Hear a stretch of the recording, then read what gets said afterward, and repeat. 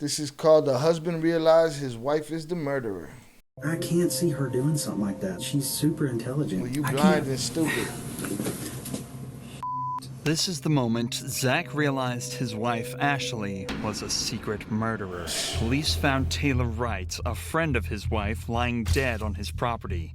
Police suspect Ashley was the murderer, but Zach refuses to believe it. Little did he know, he was about to get the shock of his life in the interrogation room. Can you tell me how you came to know Taylor? Through working PI cases.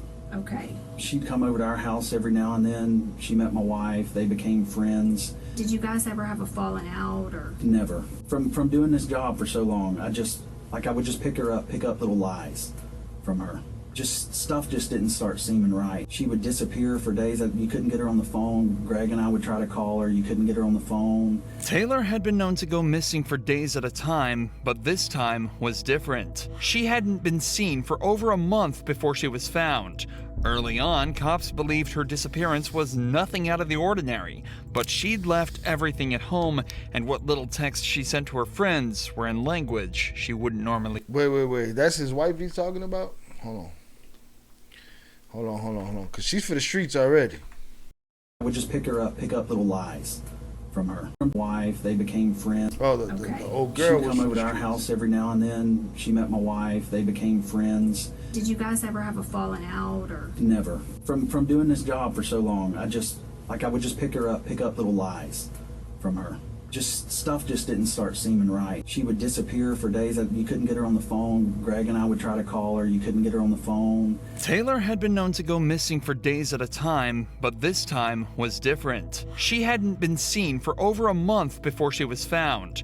Early on, cops believed her disappearance was nothing out of the ordinary, but she'd left everything at home, and what little texts she sent to her friends were in language she wouldn't normally use. I mean, I'm sure now you've read the news and everything. Yeah. You kind of know the date that we're talking about. Mm-hmm. Have you had a chance to go back and pinpoint where you were on the the 8th of September?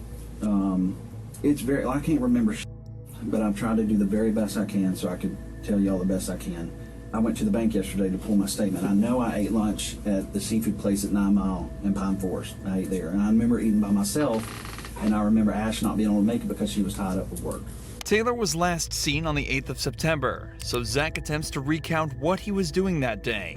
Given that he used his debit card to purchase food in the area, it's likely that his story is true. What's interesting, though, is that he mentioned he was out on his own as his wife was busy with work. It seems that he fully believes this to be the truth, and while he knows his wife has been questioned about the murder, he doesn't know that she's currently the #1 suspect.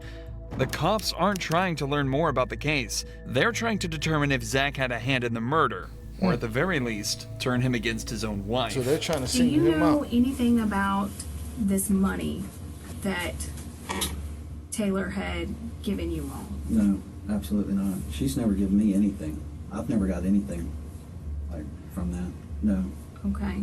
Do you know anything about your finances? No, to be honest. I give her when I work a case or and I got a settlement from my attorney, I hand it straight to Ash. What is this guy? A private investigator? I'm sorry, I keep missing shit.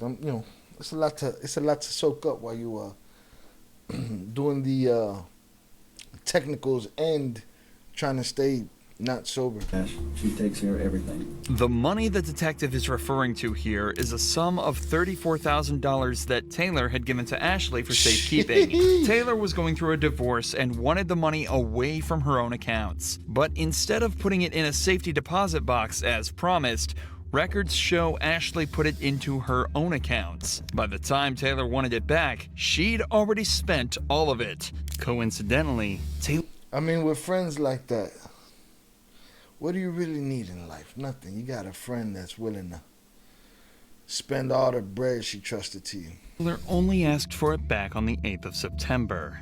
If it's not already obvious by now, Zach is a very caring person who obviously trusted his wife a lot. Zach's a dork and his wife is for the streets and he never knew it. So far, he's provided solid answers to where he was when Taylor disappeared and his involvement in the couple's finances, equating to almost none. But the detectives have to rule out any involvement whatsoever, so they decide to discuss where the body was found. The property up on Britt Road, and that's owned by her aunt and uncle. Have you ever been out there? Yeah. When's the last time you think you were out there? The last time I went out there is when I traded my four-wheeler for a side-by-side. And that's the last time I've been. Before that, I couldn't tell you. When was that? A couple months back. Your phone number, the 554 number, do you always keep that on you? Yeah, I reckon. Do you ever loan it out to anybody? No. Okay. No. Would you No. ever loan it to anybody? Or No. do you remember Ashley ever using it, taking it with her? No. Never. Okay, did it ever get lost or stolen or anything and get replaced? No, not that I recall. Okay.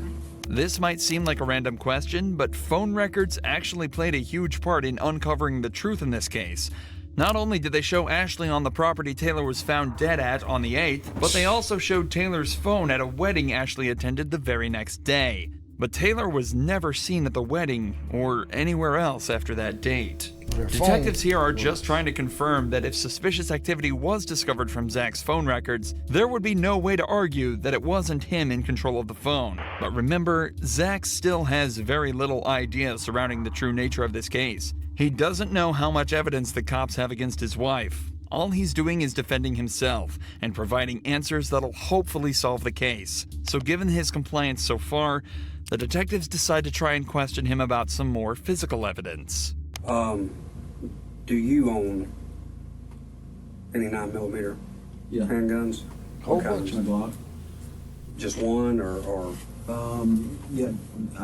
When I've got a lot of guns, so a lot.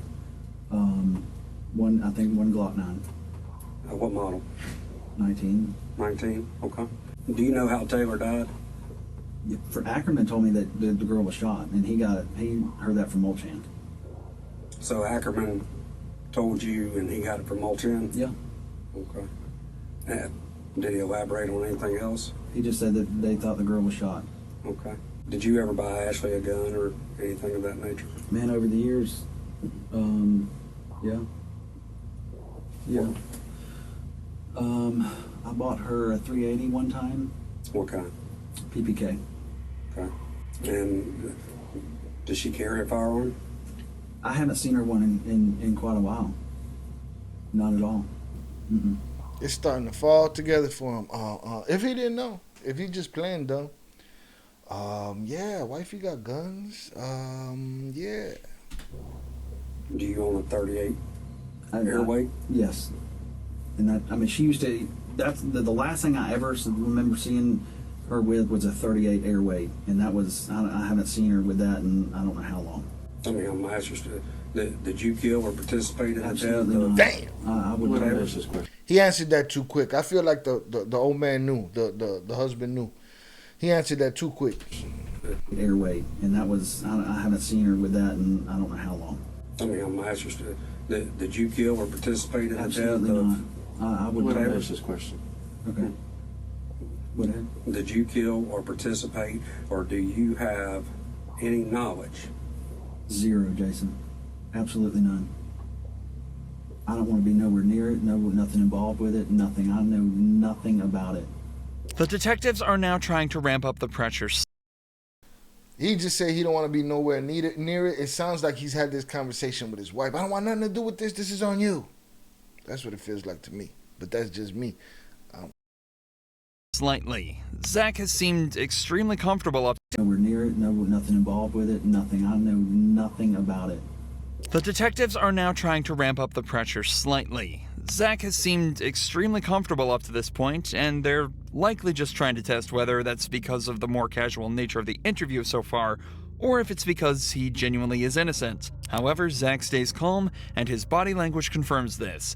As the pressure mounts, Zach doesn't lean back, cross his arms, or really become closed off in any way as a guilty person may.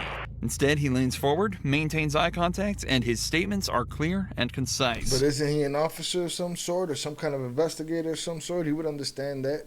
He would understand how that body language works. His posture here is one of confidence and cooperation.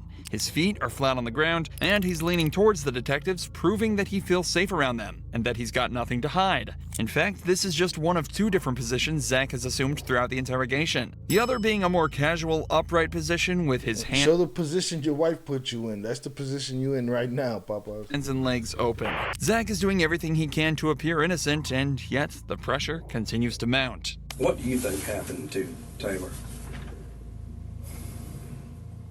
I couldn't tell you, Jason.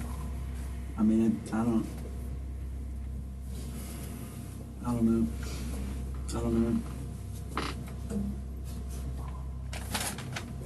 I mean, nobody deserves to ever get anything happen to him like that whatsoever. I don't know about him. You know, what buddy. happened to her. And, I'm asking you, as this investigation continues, whether it's text, phone records, computers, financials. You ever just ponder outside Do you believe your wife is capable of doing something like this? when your SEO is going to get any better? Well, you need an ultimate strategy behind Do you believe your wife? computers, Do you believe your wife is capable of murdering her friend like this? Well, for 34 stacks, she's prepared. It's text, phone records, computers, financials.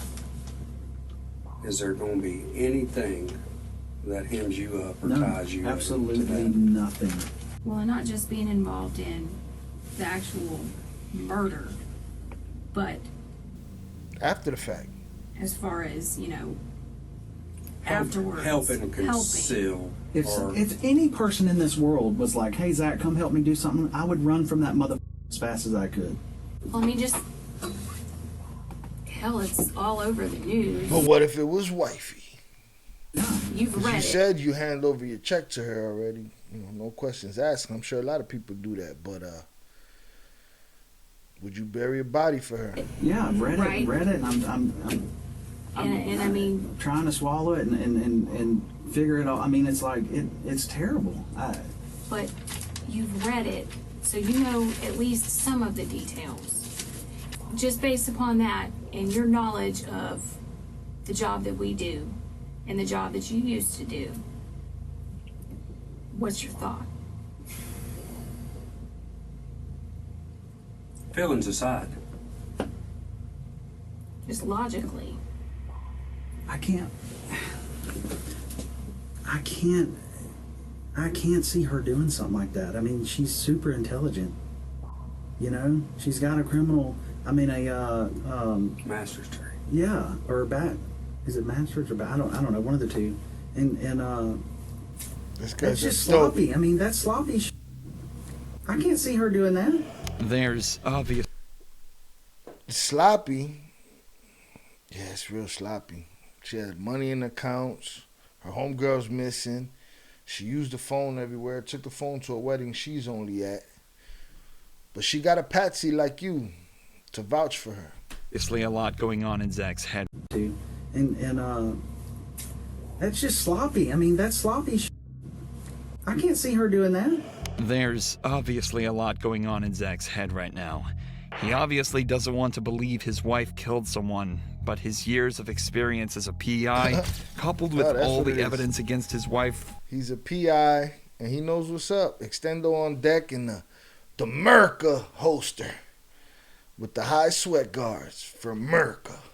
logically have to be convincing him otherwise. Coupled to believe his wife killed someone, but his years of experience as You a know it, PI, Papa. coupled with all the evidence against his wife, logically have to be convincing him otherwise. Not only were there the bank statements and the cell phone records, but Ashley was even caught on camera at a hardware store purchasing the exact same type of cement that was used to fill Taylor's grave. Come on, it's all coincidence. Stop it.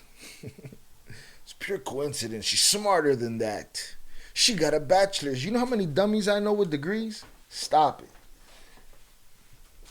Y'all bullshitting. A bunch of dummies with degrees. Whew. Like the world ain't an episode of How to Get Away with Murder where everybody's just genius.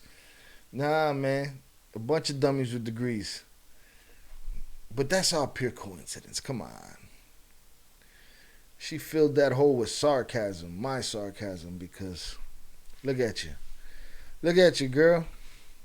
Purchasing the exact same type of cement that was used to fill Taylor's That's just a grave. coincidence. At this Come point, on. though, the detectives have seen all they need to. Oh, so that's just a coincidence, man. The whole her being at a Home Depot buying the exact cement that she filled the whole way. That's just a coincidence, according to this goofball here. She's smarter than that. She got a bachelor's degree, dog. Zach takes a minute to discuss a few things with his lawyer, and he signs a search warrant allowing them to obtain all his cell phone records. That's it. Eventually, Zach is cleared of any wrongdoing and is allowed to return home. His wife, however, was a different. Look at that face. Predatory animal. Old girl confided in her. Now, if the story goes the way the story goes, old girl looked at her. Now, might have been stupidly she did this. Well, we know now it was stupidly that she did this, but she was looking at old girl like a real friend. Listen, I'm getting a divorce. I got this bread. I don't want dude to get my bread. Let me stash this with you for a while, and you put it up in, I think she told her she was going to put it in safe deposit boxes. Boom, next thing you know, she's in her Chase ATM. She got an extra 34 grand, and she starts eating through it. She looks like somebody that likes to eat money. And eat up men, because that's another thing she did. She ate up that man that was in there vouching for her smarts, her bachelor's degree smarts. Get the fuck out of here. You know what I'm saying? But old girl looked at her like a real friend. Like a real friend. And she got smoked for it and buried in the cement and shit. That's crazy. That's crazy. Different story. We, the jury, find the defendant, Ashley MacArthur, guilty of first-degree premeditated murder with a firearm as charged in the indictment.